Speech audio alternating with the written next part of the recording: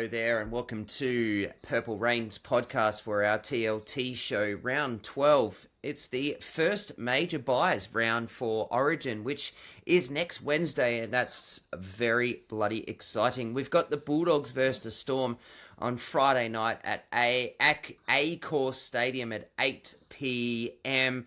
To get us started, I just want to give a quick shout out to Con and his team at Freedom Finance.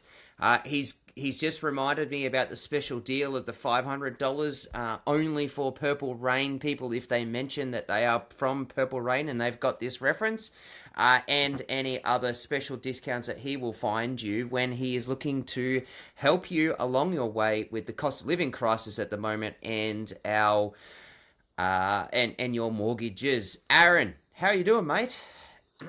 I'm pretty good. No basketball tonight, so I'm not hot and sweaty. That's a good start. Just a cruisy start to the week for me. Had a day off yesterday with my son, so he's a bit crook and a little bit under the weather myself, but starting to get much better now. Soldiering on, mate. That's what we do for our royalty crew. Yeah, that's it. Easy. This is easy. I'm not doing too bad, mate. God, what are we? Week 5 of the school term. I'm pretty excited and keen to get through this. It's now busy time for us teachers up here. We're bang into trying to finish off stuff for reports and assessments and bits and pieces, and trying to deal with that as well as parent-teacher interviews and all the like that we have. But I'm not complaining. But I am very much so ready for the next 5 weeks to come along, and I'm much happier after a couple of days of sleep knowing that we have one back-to-back, and hopefully it continues on this week, which is what this show is all about as we talk about it. Aaron, I like to do it. What's one thing you've noticed? Could be anything. I put this week, I've noticed what the other clubs were saying when they kept bringing up that Origin's not at a good time of the year. It's the first year in a long time that I've thought, geez, I wish Origin wasn't now, and I wish we didn't have to give up any players. So it's a bit of a new. In the past, I've always just thought, yeah, it's Origin, you deal with it and you cope. But we've put ourselves in a position this year where we don't have much room for wiggle room. So this is a big couple of weeks coming up, and yeah, I've really noticed it this week with all the talk, even the Jack Howarth potential talk, and then people mentioning Steph, and then potentially, not potentially, but the other three that are definitely going to play now. It's been a little bit concerning this year, more so than others. I couldn't agree with you more, and I'm an advocate for Origin at the end of the season, not during the season. I kind of fell in love with it in that COVID year, 2020, after the premiership, and then off they went, and there was 3 extra weeks of NRL, and I bloody loved it. And thought that, and since then I've been a massive outspoken speaker for Origin to be pushed to the end of the year so that this doesn't happen. But, this is what it is, and this is where we're at. But I certainly do agree with you at this point in time, especially because there's been so many injuries, and the game's changed so much that, that both teams are affected pretty heavily with some injury news. So, yeah, but that's what we do. I've got one for you. It's a little bit of a weird one, Aaron. I was scoping through the socials, and I got home from work on Friday, and this ad popped up about what are Storm fans doing on the weekend, and it was Brick Lane Brewery.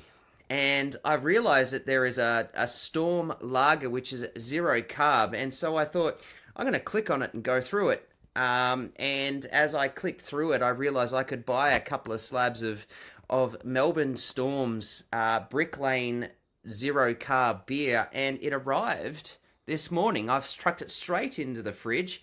And I can tell you, and then I was looking at it and I was like, oh, Brick Lane has a video of what goes well with the Melbourne Storm lager, and he's done a few funny videos. And I'll tell you another good one. Popping one now and doing it on a Melbourne Storm podcast for the Purple Rain. Let's go Brick Lane around this delicious beer that I've thoroughly enjoyed. Yeah, I've had them before. They're good, aren't they? Man, that is, oh, yeah, that is tasty. That is a tasty, tasty frothy. So I'll be drinking that. That's one thing I noticed. I got 2 slabs of beer delivered to me in 3 days. I live up in Brisbane.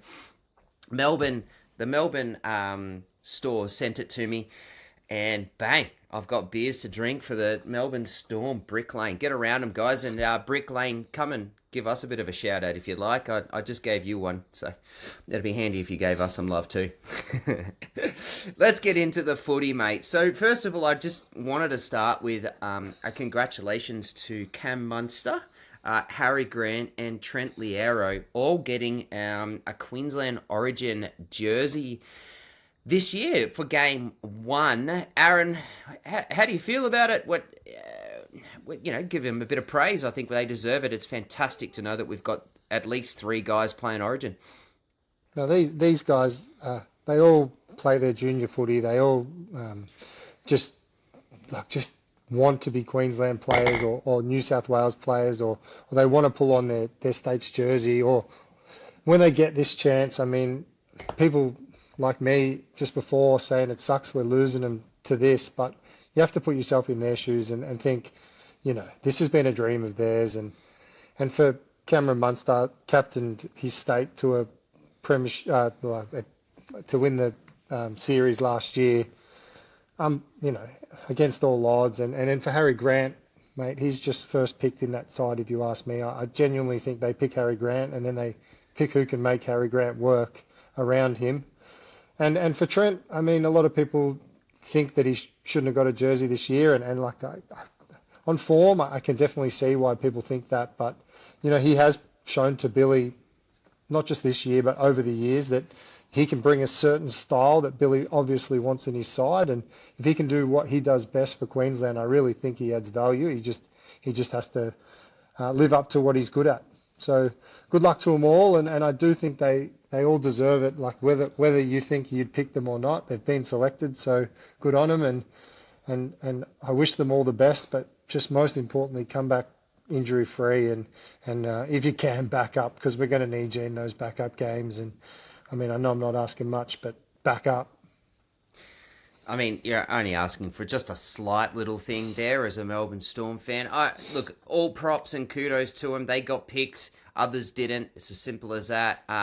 Did I have Harry Grant and Cam Munster in my Origin predictor teams that I did? I did. Did I have Trent Liero? No, I didn't, based off the form. But at the end of the day, I'm not Billy Slater. I don't pick the team. I just pick based off what I see. And at that time, and from what I see in the NRL, because I literally watch almost pretty much every game every weekend, I had others in front of him. But he plays for the Storm, and so I love it, and well done. And it just to add to it, as you can see just here, if you're watching on YouTube, I am a Queensland fan. I was born in Cairns myself. So go the Maroons. And good luck to those 3 boys. I've got something I'd found today that I'd realised I could do, Aaron. So technology these days is really cool, and I just want to do it. I just thought, let's do it. I'm on a high. Look at this. How cool is this? So I just realised that I can share the NRL.com's team list and put it up there so that it makes it a little bit more appealing, so they don't get to see my ugly mug for an hour. So I figured I'd do this. So as we said, let's get into the TLT. So our TLT is Team List Tuesday. It was announced today at 4 o'clock, as it is every Tuesday. We play it's round 12. We play the Bulldogs at a court on Friday at 8 o'clock. We'll start with the Canterbury Bulldogs. So Connor Tracy at fullback, with the wingers Carraz, who returns from a long injury, out, and Jonathan Sewer on the opposite wing, with Bronson, Cherry and Tuwala in the centres. The halves have continued with Burton and Galvin. With the props, Max King and Leo Thompson, and then in the middle of them as the hooker is Bailey Howard. We've got on the second row, it's Satili Tupanua and Jacob Preston, who and then we've got Jamin Salmon to round out the 13 Off the interchange bench, it's Kurt Mann, Harry Hayes, Jack Underhill, Alec, or let's just say A. Jones, Jethro Rinakama, and Marcelo Montoya. I'm not trying to be rude to Mr. Jones, but I'm sorry, mate. I won't. I don't want to be rude. So in for that team is a big in with Jacob Carraz returning, as I said before. For the Storm, we've got Sewer at fullback. We've got Warbrick at the wing, and Moses Leo has somehow miraculously fixed his knee and is named to play. There might be some changes, but he is named to play on the opposite wing. So we're at next to Jack Howarth and Meaney's in the center, and Meaney in the center. We've got Keegan Russell-Smith named at 5'8" to replace Munster on his origin duty next to Jerome Hughes. And that'll be Russell-Smith's second games, only his second game since he debuted in 2024. In the props, we've got Stefano and King with Trent Tolau named at hooker to replace Grant. We've got Sean Bloor and Lasardi again at second row, which is great to see. And this is my favourite pick. Cooper Clark gets named at lock to start. On the bench, we've got Gabriel Satrick coming in to play the 14. Alec McDonald returns from injury. Davey Mawali, Stanley Hewen, Joe Chan, and Mania. No, I think I covered that pretty well. Aaron, what's your initial thoughts on this team? And I'm going to say that you probably think that there's going to be a few changes, or there's possibility for changes. Well, yeah, I just really think that there's room to move there. It's not like I'm happy with the changes. Like I think they've picked the next man up in the majority of those positions. I mean, we didn't talk Keegs on Sunday when we talked footy, but we kind of overlooked him because he's a 7. But he's just a half, and he's a smart kid. He's only little. I think I took it down here as 178 centimeters and 80 kilos. He's only little, but he's a steady hand. He's calm, and maybe he can just get in there and play second fiddle to Hughesy and just play his role and be very simple. He might be able to keep a level head in there. So I think that's not a bad pick. And if anything were to happen to Keegs there, I mean, we still have Tolau there, and we still have Satrick on the bench. So you can interchange within the 3. We've got 3 options. Whichever way we get an injury, we can make some changes.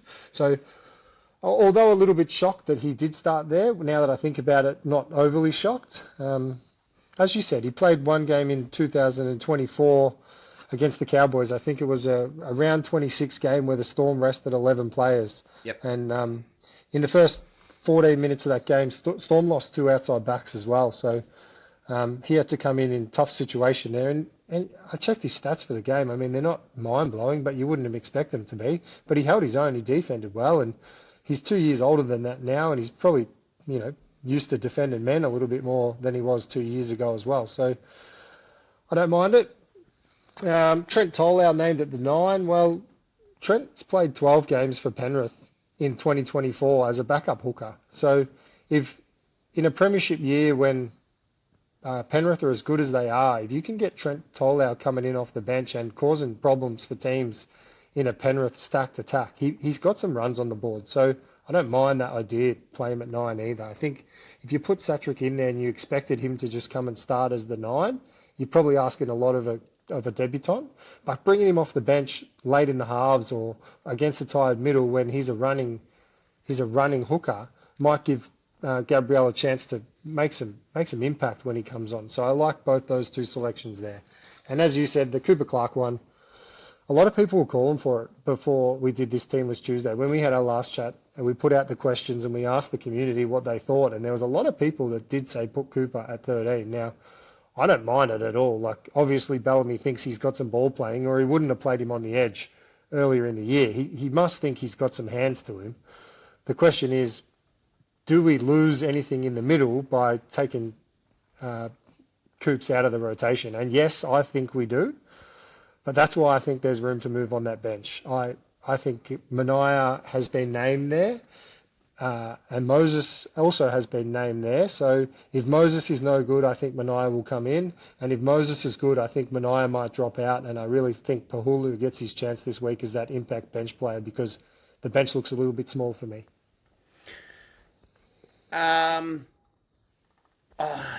I think it's an interesting call.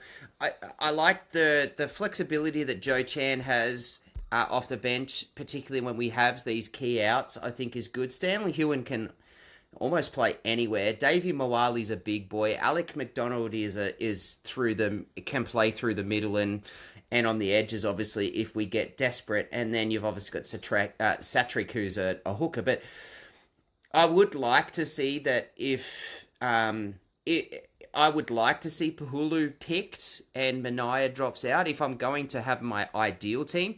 Yes, we didn't have, and that's no shade on Mania. I agree with you. I think Pahulu as a big would help, particularly because we've got Cooper Clark going into this or starting at 13 based off this list. So I would like to get another big fella through so that we could get him off and then push him through and push Clark in that second half on his next stint through the middle. I think would be huge for. Yeah, I agree. Rotate him through the 13. Yeah. And then get Clark coming back on as a second stint through the guts. I don't mind that idea, and I thought the same thing.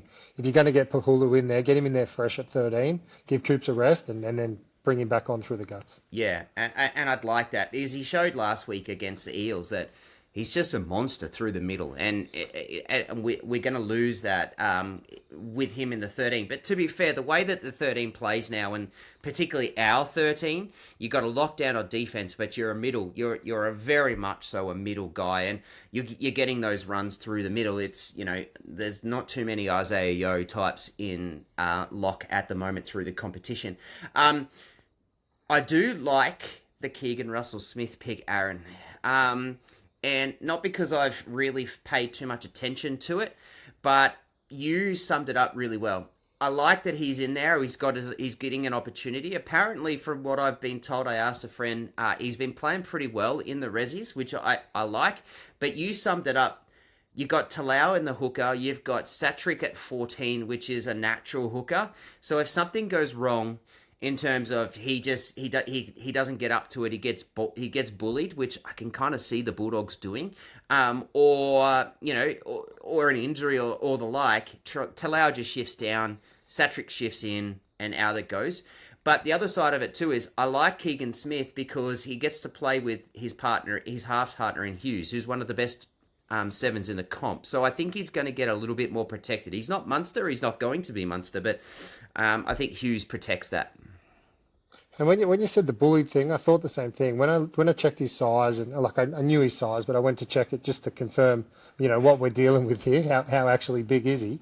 I went and checked his defensive stats in the New South Wales Cup, and he tackles at over 90%. He's actually got his efficiency in his tackles is really, really good. So they say he plays above his size and his weight, and I mean he's going to need to because, as you said, they're going to see him as a small body and someone to run at. So.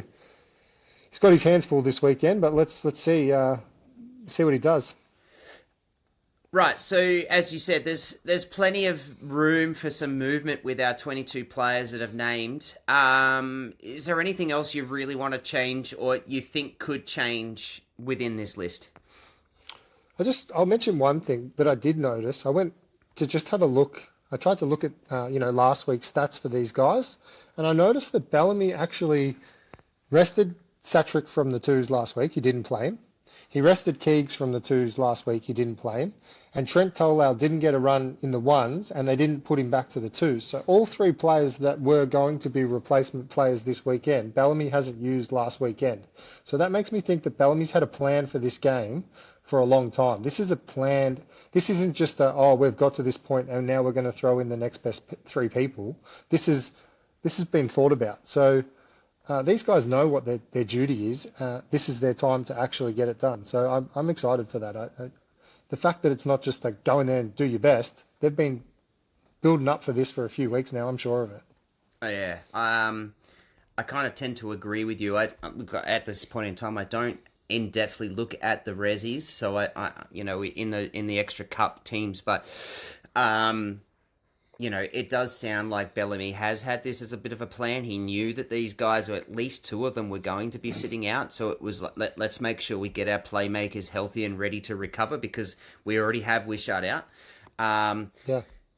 But yeah, so that's a very good read. And Purple Rain fans, this is why you listen to Aaron, because he is an absolute gun and picks up on these things the way his brain works. Next on the list, I wanted to do is well, no, actually, you just mentioned that there. So you were talking about Talau and that he's played 12 games. I think maybe it deserves a little bit more because there has been a few comments about him and that matchup. So maybe just reiterate that a little bit more and talk about it a bit more.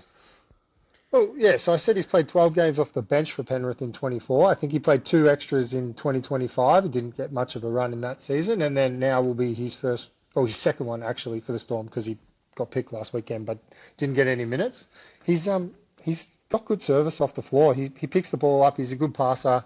You know, he likes to change the tempo when he was with Penrith. They would put him on and he'd try and run the ball.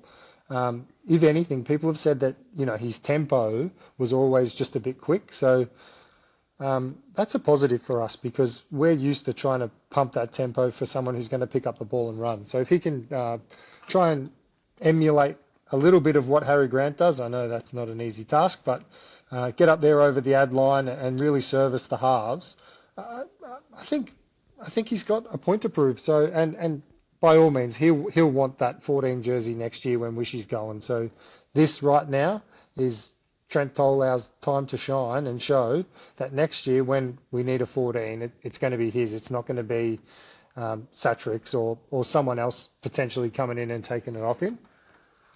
And we already mentioned the versatility. That was my other point. He can fill in, you know, two or three other positions if something else goes wrong. So he's a handy pick there. He doesn't have to stay all game at number 9, but at least if we start him there and he can get through a little bit of the tough stuff early, you're not throwing Gabrielle into the wolves, basically. Yeah, I love it. The other thing I like about Talau is he's an athlete. So from what I've watched of him and how I've seen him, and even in some of the Rezzies games, the dude is quick. I think he's quicker than Harry. He just doesn't have the body size that Harry's got. So Harry's got the speed and the body, so he can body his way through a little bit, and he does that really well, and he takes up more space. Talau's, you know, he's a very fit looking man, but he is incredibly quick. So I would like to see that Talau makes it really simple. Just literally make it simple. Get behind your forwards in time at the right times and pick the ball up quick and quick play the balls and just look to run. Pick it up and run. And if it doesn't work, pass and then just go from that. I just want him to play really simple because if he can do that, that's just going to free up everything for us, particularly because we are missing two big, fast runners in Munster and Grant. Moving to our next point is there is we've actually spoken about it. I said it on a recent podcast that I did about Satrick and the massive high praises they've got for him. They think that he is probably the best second fiddle hooker in the competition. Basically, obviously, because most teams don't play two hookers anymore. So, you know, tell us a little bit about Satrick from what you know. I haven't watched a whole lot of New South Wales Cup, but when I have watched, he's electric. He is very sharp around the ruck. His average running has been 70 metres a game in New South Wales Cup, and that's good numbers for any. If your hooker's running 70 metres, that's good numbers. I mean, a lot of hookers stay down in the 20s and 30 metres and just pass from the deck and service their forwards. So, just goes to show that he's another one that is in the mould of Harry Grant and in the mould of what the way the Storm want to play. So he's built for the system and his tackle efficiency as well is up over 90%. Now, he's a bigger boy too. If he gets in the middle there, they're going to send traffic at him and they're going to make him defend. So it's good to see that he's got that high tackle efficiency. And again, he's one who might not stay in our system long term because we've got Harry there. This is a perfect opportunity for him to get his name out there under the lights and for people outside of the New South Wales Cup format to see what this guy's got. I am a fan of his. I have seen him a fair bit. I know that there's a couple of blokes that religiously watch the cup competitions, or as I like to say, the Rezzies. But that there is massive praise for this guy, and I don't think he stays in our system because he's just going to be too good. And you know what? To be fair, I'll just quickly. This is a bit of a sidetrack, but I actually don't mind that. I really like that we can develop players and bring them through the system, and if they're good enough to go and play elsewhere, then and because they can't get a spot because our guy is one of the best in the competition, then so be it. Like, that's great depth, and that helps us at the time that he's there. This is exactly why he's here for, is to play these moments, because you know that Harry Grant's going to go off and do this. He is electric, and he has also got that big body. So that's the thing. He's almost like a clone of Harry Grant from what I've seen. So I love that, and I think that's exciting. Let's move into some of our key matchups for the game. So I've written, first of all, Leo looked... Well, obviously he went off around the middle of the game. I think it was just early in the... Was it the first half? Just the end of first half? Pretty sure he got through 52 minutes. I think 52 minutes. So, yeah, early in the second half then. So, so he got through at least the first half, because I had him best on ground in the first half. But he didn't look good. He went off limping. He looked really poor, and he's now matching up against one of my favourite wingers in the competition in Jacob Carraz, who is just an absolute beast on the wing. He has agility, speed, and power. And the other thing that he's got is work ethic. He just works, and he will work you into the ground. And it doesn't matter that he's coming back from a long-term injury. The dude is just a freak. I'm a bit concerned about this matchup, Aaron, and I think it's key. So when we seen Moses go off, me and you talked that we're going to have to replace that. It looked like long-term injury, or when they were testing his knee and they didn't bring him back, we thought we were in for a bit of a time. I went and Instagram checked to see what he did on the weekend, but he played a round of golf. So, I mean, if you get around. How's your bloody social media stalking top notch? That's me. Get him into a spy agency, this guy. Seriously, how do you find out that he's playing golf? That's weird, because when he barely could put any weight on that leg when he came off. Yeah, well, I thought it was a bit weird as well, unless potentially the golf was before the footy. That genuinely could be the case, but he put photos up of his weekend after the weekend, and he seemed like all the comments, nothing was really going too deep into his knee. So hopefully he just got a knock, or it felt the wrong way, and he's okay, because as you said, he 152 metres in the half. He made a couple of massive line breaks. He's big, he's strong, and fast, and for someone who's going to try and shut down Carraz, who is equally all the same, maybe not big, but strong and powerful and very fast, he's going to have his hands full. So good matchup, but I always talk about the little things that let Leo down, and that might be his missed tackles, and this is a game where he can't be off. He's got to make sure he makes his tackles, because I think Carraz is one of those post-contact meter eaters that if you don't get him properly, he's gone.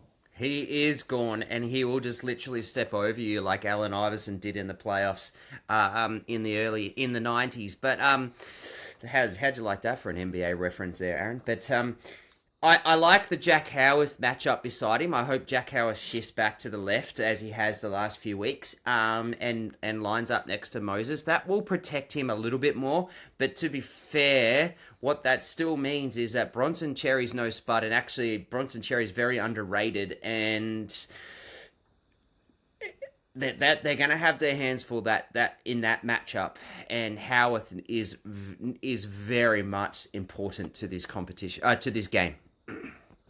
Yeah, well, I'm pretty sure they do flick back, and I'm actually glad that it's Howarth that's ending up on Cherry if they do flick back. It's a better matchup size wise, and even on the other side, Tuala and Meany just seems like a better matchup for us as well. If you flipped them around, it feels a little bit more dangerous. So he will have his hands full. And last time we played, I think Cherry had a field day with us. He had a few line breaks and played really well. So I think he had a couple of tries too, didn't he?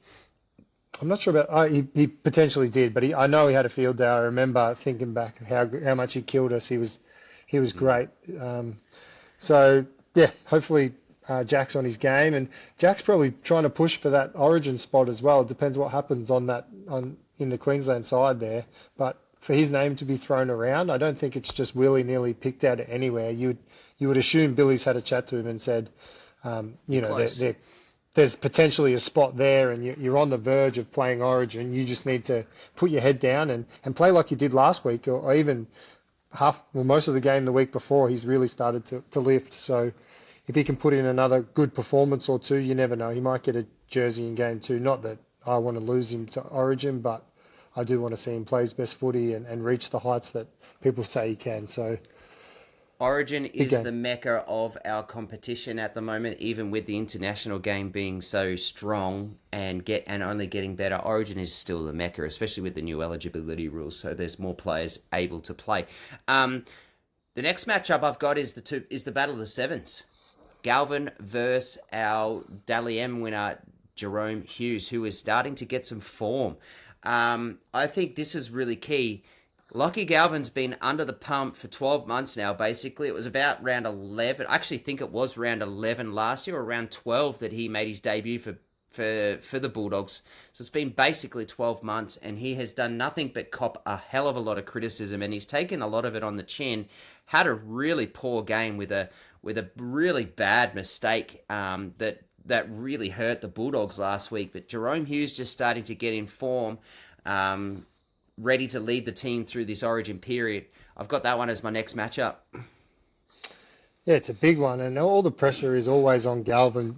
He made that highly talked about, criticised move to get out of his contract at the West Tigers. Now, people fairly or unfairly will tarnish him with that brush now that he's a sook and he's agitated to get out of a release, and now if anything he does wrong or he doesn't live up to standards, he's going to be under the microscope. And look, so far this year he's had 4 try assists and he's had 10 line break assists, which isn't bad. But I mean, if you're a starting 7 at a club by round 12, you probably want to be a little bit further than that. And the pressure is building week in, week out, because the Dogs just can't seem to score any points. I mean, the last 5 weeks, the Dogs have managed 2.5 tries a game. They've scored 12, 3 of those games. They've scored 21 of those games, and I believe the other one was 16. So that's not going to win you a lot of games of footy, especially with the new 6 again rules. You probably need to be scoring 3, 4, 5 tries a game to be winning, and unless your defence is sound, and their defence has been anything but. So they've conceded 36 points a game for the last 5 weeks, and they're leaking points as much as we were 4 or 5 weeks ago. So Galvin really needs to find a way through and put some people on, or else the criticism is just going to grow. And Hughesy's just had come off the back of 2 elite weeks. Like, we didn't really talk about him as like the best player on the field or anything like that, but what he brought in the last few weeks with his ball playing is exactly what we've got him for. Yes, I think you summed it up. You've stolen everything I wanted to say, so I can't go any further. I don't really have anything else to add to that, mate. I think you summed that up really well. Okay, so then I'll move to the next matchup, which I've got this one as a bit of a title. It's got like a caption to it, and it's the Battle of the ex-Blues Origin forwards from 2025. Stefano versus Max King. Both played 3 games of Origin last year. Both now overlooked and didn't get anywhere near it. I think this is a massive battle, and the storyline behind this would be huge, especially when you're 4 days away from playing Origin. Yeah, big battle, and we know what Max is like. He's just a reliable centre that like middle Prop. that just middle that just does his job every week. I mean, I don't expect him to carve the game open, but if he can lay a platform for his halves, he usually does a pretty good job. I think Steph's going to be up for a big one. A lot of people, and rightfully so, saying that he shouldn't have been selected for Origin, and talking about why was he selected last year, and it was around this time of the year when Steph really came to life and showed everyone why he should have been picked last year. I mean, Origin got him into that form, so hopefully the not getting into Origin and the disappointment of not being there this year brings out the best in him, and he goes to that level that he was last year, post Origin. I think unfortunately Stefano has a lot of criticism on him because he got picked for Origin and also because he left the Tigers in a little bit, I suppose, pretty crappy terms in the way that it happened and what happened with it. So there's a fair bit more spotlight put on him. Stefano's a really good player, and for the start of the year, there were people last year calling for him to be dropped. And I said to him, he's doing exactly what Bellamy would be telling him to do. Just play simple and do things. He wasn't doing anything stupid. He had a couple of weeks where he had a couple of bad moments, like the where he made those costly penalties in Magic Round against the Raiders last week, and I think last year, and then I think he did it in the week after as well. But other than that, like, he did exactly what he was supposed to do. And then Origin he got the call out for Origin, and we all know that was because Bellamy was there and he got it, and he got the extra leg up, and he does, and so I don't think he deserved it. But when he got there and he played well. And then after that, he showed exactly why you picked him for Origin. He was one of the best props in the competition after Origin in that last third of the year. He then hit the ground running in the first two games this year. He absolutely dominated those first two games. And then he pretty much disappeared for 7 weeks, which actually went with almost 15 of our list each week. The last couple of weeks, he's just been very simple but very big in terms of his moments that he's taken, and he's just been ever reliable. I think what we'll find now is that he doesn't get picked for Origin, and he looks at it and he looks at that team and he goes, Jesus, AFB is now available for the Blues. I've got to play better than that. Payne Haas isn't even playing for the Blues this week, next week because he's injured, but he's a walk-in start. Mitch Barnett is going to get picked for the Blues because they absolutely love him, and when he's healthy, he's a gun. You've got Kula Matangi sitting out in the wings. You've got all types of players, and he's sitting there this year going, that could have been me. And I think this lights a massive fire in his belly. And then he looks across the park and he sees Max King, who was his partner last year in Origin, who is also not got picked, mainly because I think he's missed 6 games this year because of injury. I know Laurie Daly loves Max King, and Max King is very much an Origin prop, right? He's big body, just grabs the ball, doesn't make mistakes, runs hard, defends, right? He's a good Origin prop.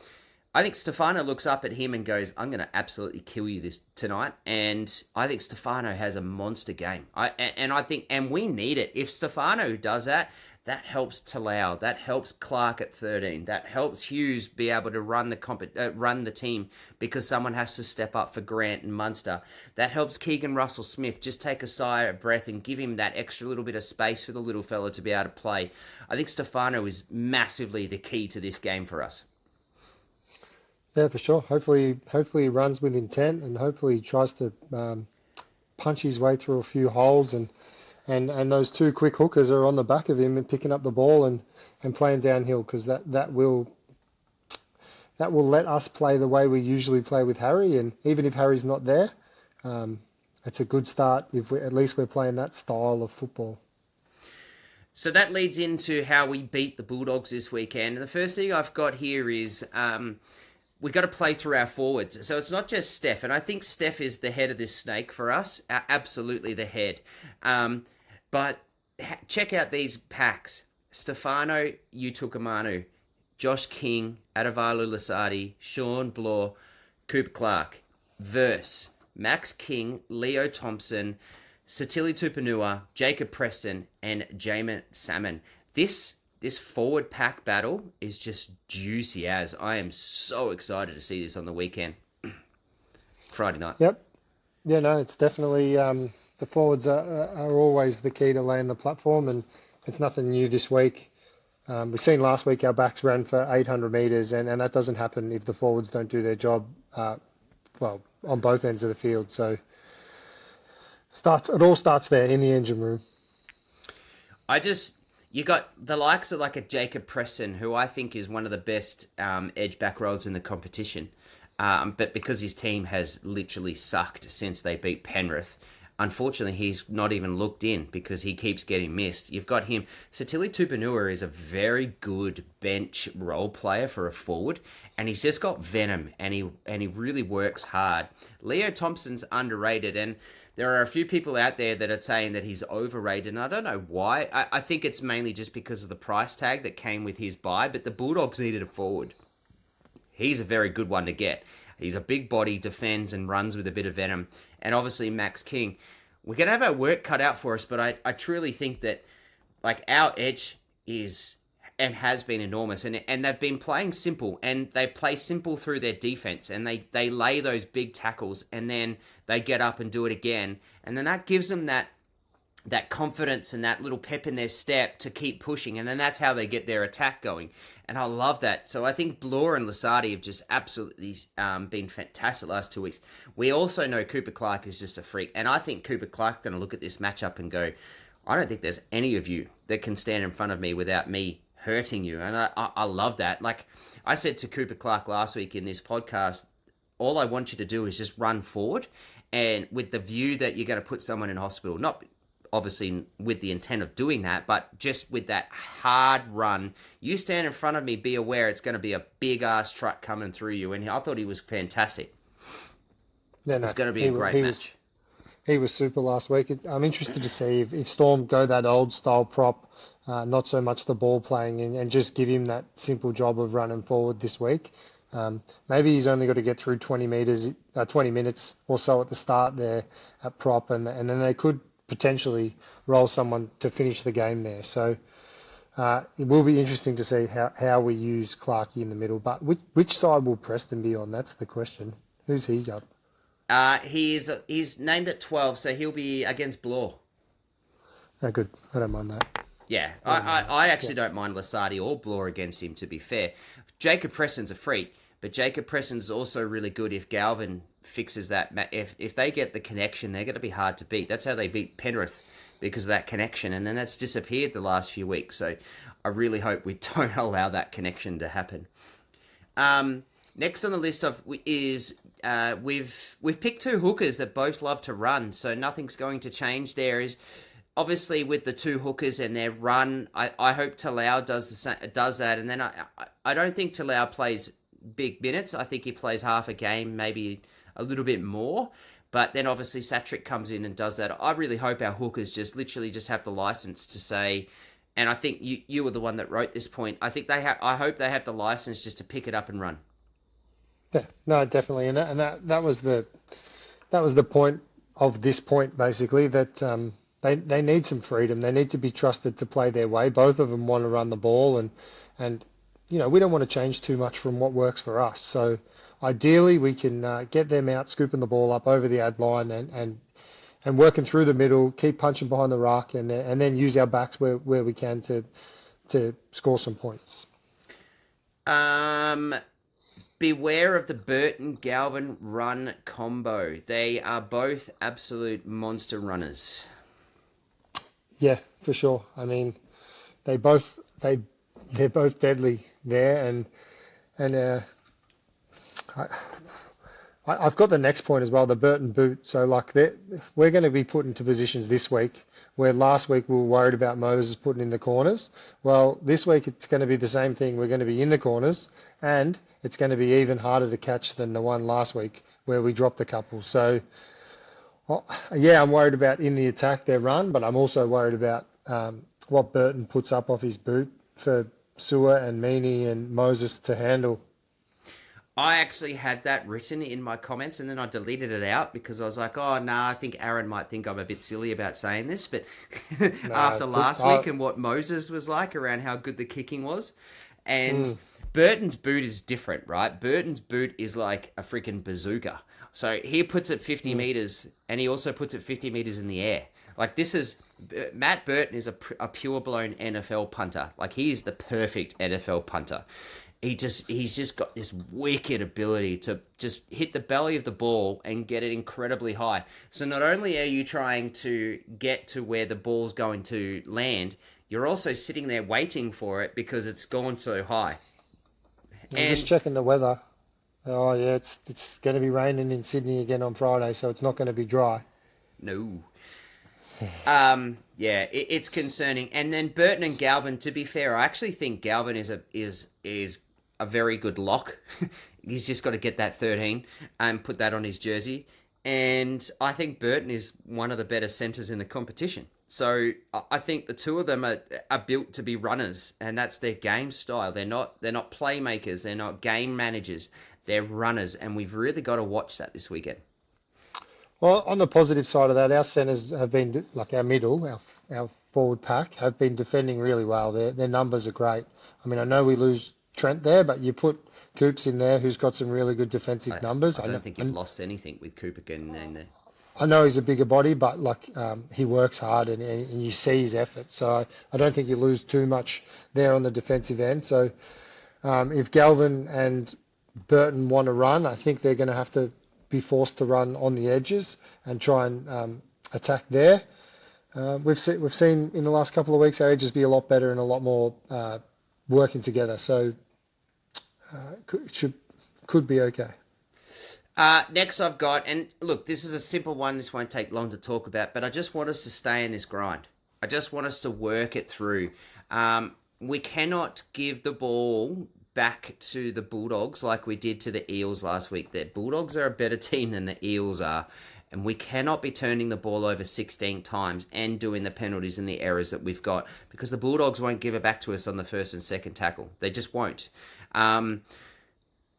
We've just got to stay in that grind, because at the end of the day, the way the Bulldogs are playing, they will just beat themselves up. Yeah, I know this is 13th versus 14th on the ladder, but if you look at both these sides, both of them should be top 8 sides, and we've both put ourselves in a position where now things are becoming desperate. So if we give the Dogs a chance to get out of the hole and we give them piggybacks like we gave the Eels last week, yeah, they'll hurt us, and they'll get some momentum, and they'll play some good footy. So 71% completion last week won't be good enough this week. I think we really need to get that back up above the 80s. And usually when you bring new people into new positions, the focus on ball control and not doing the silly little things, usually that's high on the priority list. So Bellamy will be telling them this week to pull your heads in and really get that completion rate back up above the 80%. Aaron, the last point you've got here is they've struggled to stop points defensively, which is so weird to say, because the last couple of years, the one thing that we know about the Bulldogs is their defensive grind, and they've been the best defense in the competition. But you've got an interesting stat here. You found it. I'll let you talk it. Yeah, well, in the last 5 weeks, they've conceded 36 points per game. Now, I don't think that side should be conceding that many points. So that says to me they've got a system problem, or they've got a mental problem at the moment where things just aren't clicking for them. It won't take long for things to click in that system. They've got good players there, and they've also got a few injuries. So they've been battling a few injuries over the last few weeks. So as they start to get people back, they'll start to slowly get better. But I really think we need to use our attack to put the game away. Don't like, as much as you said, get in the grind. Definitely get in the grind until the game comes to us, and when it comes to us, we need to put them away. And if we get opportunities, we need to make sure we strike while the iron's hot, and use Sua out the back, and use our weapons where we've got them. I think Warbrick in the air is a chance this week against Sua. I think that's an option this week. I think we'll be kicking out there and looking for some meat pies on that wing as well. I don't mean by staying the grind as in let's grind this out and have a low scoring game. I don't think we can win this game like that. We're going to have to win this game by putting points on the board. And we're going to have to win this game by putting a few. So that's what I mean. By what I mean by stay in the grind is that we hit hard, we stay with it until those opportunities come, because at the end of the day it will, and then we've got to capitalize very heavily, which is pretty much what you said as well. Let the game come to us. That's right. Yeah. And that's exactly what we just need that we need to do, and that limits the errors. Let's move through to our questions.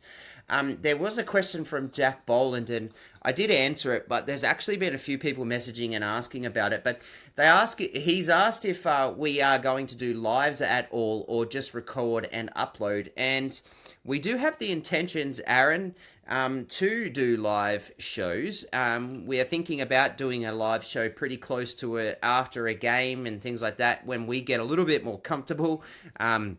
We nail our product down, but also the key is we actually have to be, to do a Facebook Live and an Instagram Live, we have to be 100 days old. And funny enough, we're not even three-quarters of the way through. Yeah, look, and on that, we've got lots of ideas for content. We had one of my really good mates give us some ideas and have a chat to us about before we started what a podcast entails and what, we've seen what he does. And I don't know if any of you out there follow the AFL, but he does a page called Blue Abroad, and he's got some really good ideas where he gets the fans on and asks them questions, and they sit there and they have one-on-one conversations for an hour with just dial-up fans who just want to talk. Yeah, that's it. And we just talk about the game, and we just put you on, and you just have a chat. You tell us what you see, we'll tell you what we see, and that just allows people to either vent after a game or gloat after a game, and it's really good. So definitely we've got ideas for it. This year we're just focusing on, or maybe not all year, but what we're focusing on now is trying to nail down these two shows, trying to get a format that people like, and if you like what you see or you want to see something different, tell us, because we're really trying to fine tune it to what people want to hear, and when we get that comfortable with doing that, then definitely there'll be other things coming. Yeah, and I'll second that Jess sitting in the background doing a lot of the pretty content stuff for us and doing a fair bit of that. She wants to know what you like and what you don't like, and what she wants to spend time on and what she doesn't want to spend time on. So, yeah, definitely get in there and tell us what you like and don't like, because that's only going to help the product that we want to build for you guys. We do this because we love it, but we do it because we just want to get the Storm stuff out to you. So, yeah, sorry, that was just that one, but I thought that was a good question because we have heard it a few times. Matthew Quinnell has asked, do you think Clark plays the traditional 13 role, tough carries and strong D? And I'm going to answer that first, Aaron, because we did speak about that before. And yes, I think that's exactly what he does. Yeah, I think he has to. I think he has to. He's going to have to be in there. He's going to have to protect Trent Tolau, really, because he's a smaller body, and we don't want Trent Tolau making the 40, 50 tackles a week that Harry's making, because Harry's a seasoned vet. He does it for 80 minutes week in, week out. I don't think Trent wants that much traffic going his way. So I think, yeah, Coops will have a straight up and down roll, a little bit of ball playing in the middle there, but you've got silky hands around him with Hughesy, Harry, and Trent that can do the ball playing, and that's a bit of a Storm blueprint there. We've never really carried a 13 that has too much flair or ball playing ability, and we don't really need that off Cooper this week either. A little will be nice, but we don't need it. Here, if we just get Cooper play like he did last week, where he just wants to chase the ball and run hard, then I'll be very happy with that, because I think his defense is just locked down anyway. So, and he's got some nice footwork at the line. I think Cooper adds something like Trent's kind of like a just punch him behind the line and then get to your feet and get a quick play of the ball on offense. Whereas I think Cooper might be able to put a little bit of footwork on at the line, and with his big size, and people might be a little bit. They might have to take the bait a little bit there, because he's a scary man. If he's trying to step you, you better be committed to making that tackle. Aaron, Vinnie Smith. I've noticed there's a significant increase in leg injuries than previous seasons, and I'm going to ask this, and you're going to answer it first, because you messaged me about this.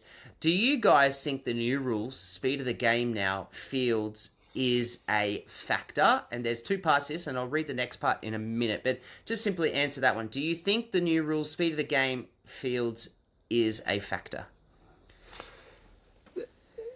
Like, so is that saying like the field? Are we talking about the field, or are we talking about? She's talking about that, so the speed like of the game and the new rules. So, like, I'll just go with the why the fields won. Why I text Trav over the weekend. I was watching the last two games of Magic Round, and I see Tanner Boyd do his knee where a chunk of the turf comes out, and then I see Reece Walsh trying to make a tackle in the in goal, and he literally goes to change direction, and the earth moved under his feet. And I just text Trav and I said, "Is this safe? 8 games in, on a Magic Round weekend when it's been pissing down rain. Is this safe for these players? And oh, when it's raining like that and the ground is that carved up, I just think it's a accident waiting to happen for these players that are so important to the game. So that's the field side of it. But week to week, no. If there's one game a weekend, I don't think the fields are causing problems. I mean, that's the way it's always been. This is nothing new. You go out there on a ground that's pretty well maintained and you do your job. It's not like it's Bundoora Oval and there's potholes everywhere and weeds and dog shit everywhere. This is a manicured playing surface. So, no, not so much there. But the speed of the game, definitely. And I don't think it's because people are running harder. I don't think it's because they can't handle the workload.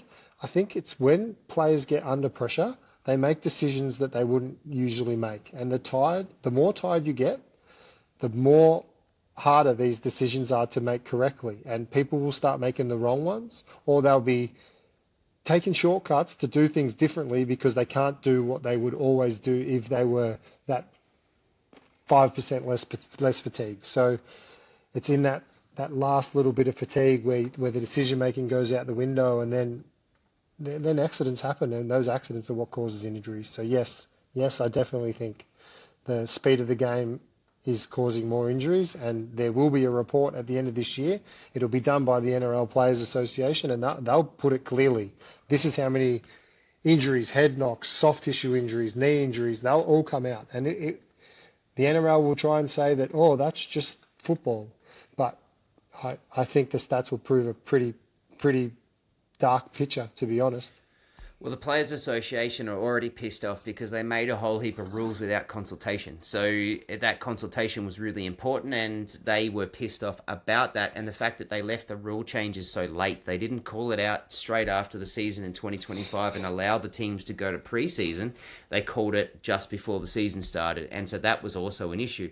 I do personally think the new rules and the speed of the game has absolutely caused a lot of injuries. Not only has it caused major injuries, it's also caused more HIAs, it's caused more suspensions, it's causing more sin bins, and yes, the rules are being adjudicated differently and all sorts of things, but because of this, the players can't keep up.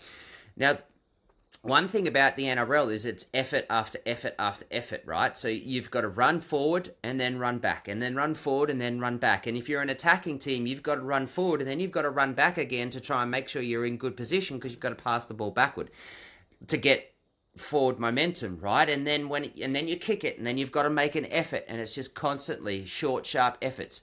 I think what's going to happen is the game's going to change to where we don't have these big boys anymore because they can't make those efforts. They can't get up and down the ground as quick. And so we'll end up with a whole heap of agile athletes playing across the board because the way the rules are, and that's what they want. They want these I think that's what Abdo and Volandis want, is they want these athletes playing and running up and down the field and scoring shitloads of points. And I hate that. I freaking hate it.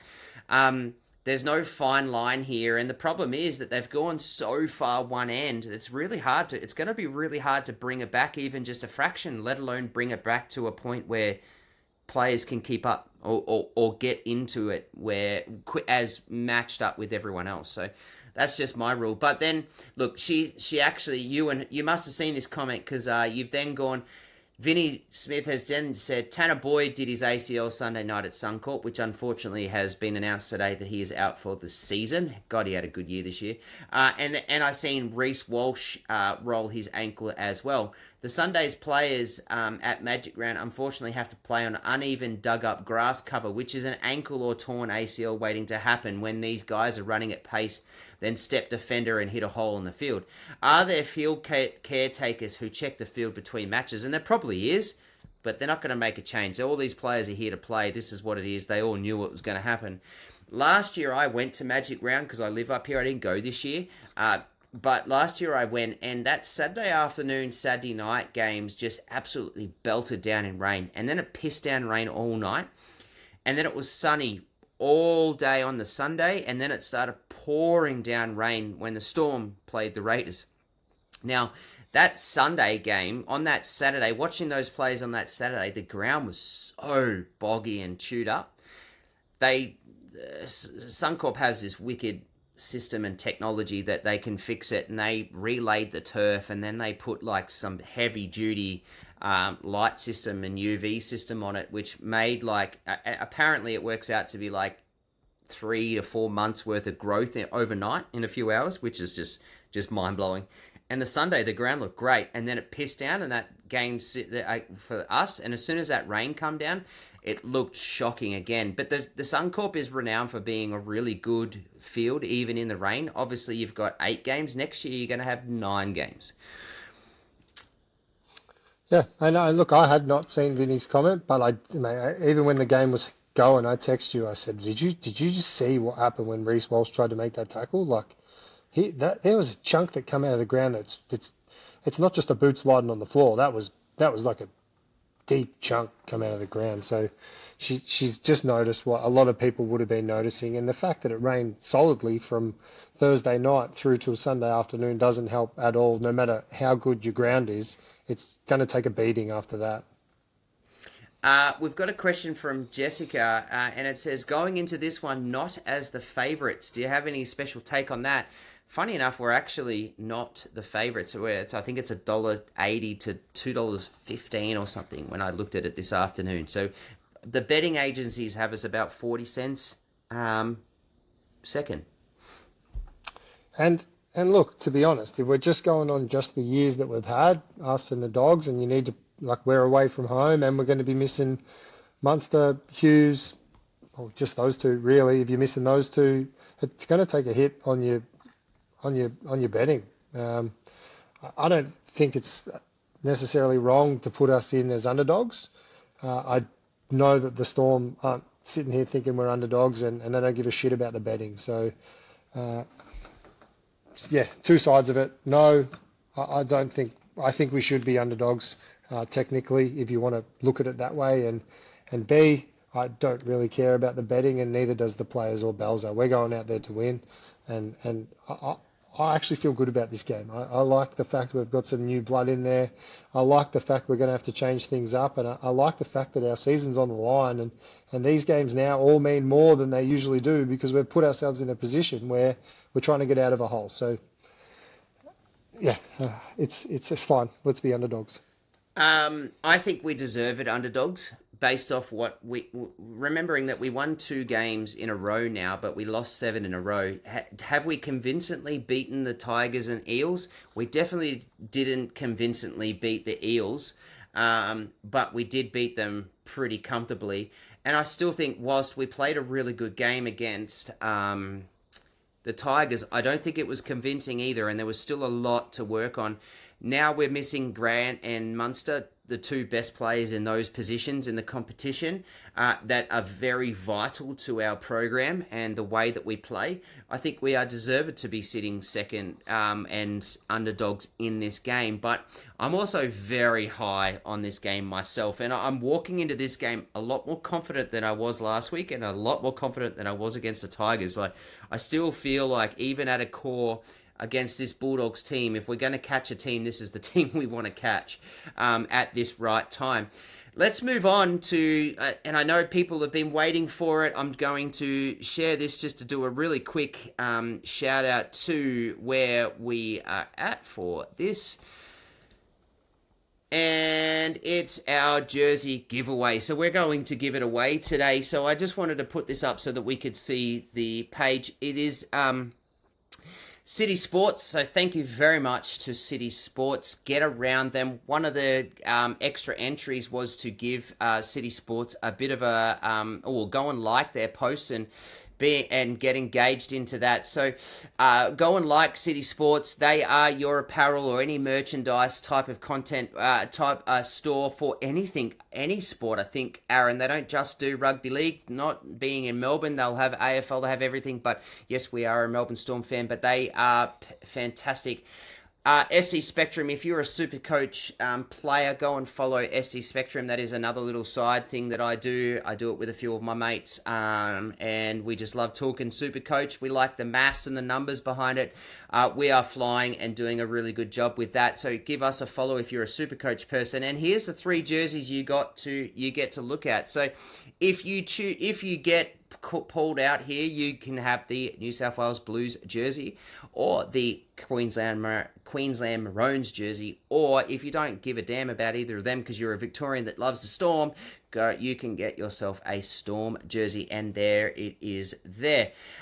What you had to do to win. Now, there was a couple things here that needed to be done. So the first thing you had to do was you had to like the actual post. So you needed to go onto this actual post and like it. You needed to tag a mate, and you needed to follow Purple Rain. That was the one requirement you had to do. You just got one entry.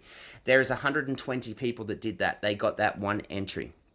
Aaron, 120 people. How do you feel about that? It's not bad chances to win. It's not too bad. No, it's not. And then to increase your chances, you needed to go and follow SC Spectrum on Facebook. You got an extra entry. You needed to follow City Sports. That gave you an extra entry. And you needed to share the post to your feed. That gave you an extra entry. There is another 47 extra entries because they went and did that. So there's 167 names on this wheel. It is the Wheel of Fortune. Let's do it, eh? You ready? Let's do it. Yep. Good luck, everyone. Oh, I've got to actually click the screen. I'm clicking. I've got two screens running here, guys. Here we go. Coming to the end. Who's it gonna be? I don't know who it is. George Santander. Now, there's a guy who deserves it. He is on every one of our posts, commenting, liking, and doing all sorts of things. That's bloody fantastic. Also, when you comment and let us know that you've won it, can you tell me if it's Jorge or is it George or is it Georgie? I don't know which one it is, Aaron.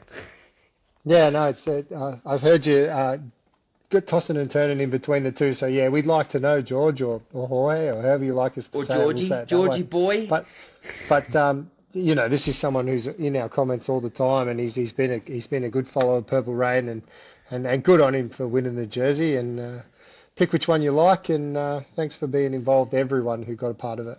Yeah, give us you need to just message the page, please, so that we can get onto it. We will then get onto City Sports and they will post it to you directly, just to save the triple handling that's going to happen if we were to get it through us. So they will post it to you directly. The quicker you do that, the quicker you will get the jersey of your choice. You just need to let us know which one you want, whether it's the New South Wales Blues, the Queensland Maroons, or the Melbourne Storm jersey, and we will get that organised. Congratulations to Mr. Santander. I think I can get that one right. I can get his last name right. It's just that first name as. That's it. All right, mate. We'll get it right next time, though. Yeah, we will, because he's going to tell us. Anything else you want to end on, mate? Just it's the week before. Like coming into Origin now, as we said, that's Josh. He's got all the gear there, City Sports for Origin too. He puts on these jerseys for us, so we told him we'd pump up his tyres and tell people if they need Origin gear, go down and see Josh. He'll look after. He's a big Storm fan. He's got the gear you want, so get in there and support those guys because they're supporting us. Make sure you tell him Purple Rain too, and he will absolutely look after you. I'm absolutely excited for Mr. Santana, but I'm shattered because I really wanted another Maroons jersey. So we were in it. So there you go. That's how you know that we're honest and trustworthy, is that we were both in this, and neither of us won it. So we only gave ourselves one chance. I only did it once, so I did share it and do all that, but I just put myself in for one because I did it myself off my own personal, because I wanted to win too. But anyways, everybody, well done to Mr. Santana. Let's go the Stormies. Let's make it 3 in a row and welcome those Origin boys back for the week after for round 13. The big game against the Roosters at home. They're going to, like, I know we're not supposed to jump in forward now, but let's just jump there quickly. They're going to be missing a few too. They've got a few backups. They've got 5. They've got 5 that have to back up. Robbie Toya, Lindsay Collins, James Tedesco, Sam Walker. Yes, they do. Or maybe 4. Maybe I'm wrong, but at least 4. So they've got a few. No, Crichton didn't make the team. Or did he? Nah, there No, he might be didn't. 5. I might be wrong, but either way, I'm saying they've got some problems too. So it's not just we're missing players that have to back up, blah blah blah. That becomes a huge game. That All right, let's take it save it. in rounds, mate. Save it for Sunday or Saturday, whenever it is that we do it. Let's go Storm on Friday night. Get around the boys. Thank you, All right, guys. see Give you, us a mate. like, a follow, a share. Do that on Insta. Do that on Facebook. Give us some stars. Do all those free things that help us. You're all freaking legends. Love you guys. Well done to Santander. And make sure you message us. See you later. Well done.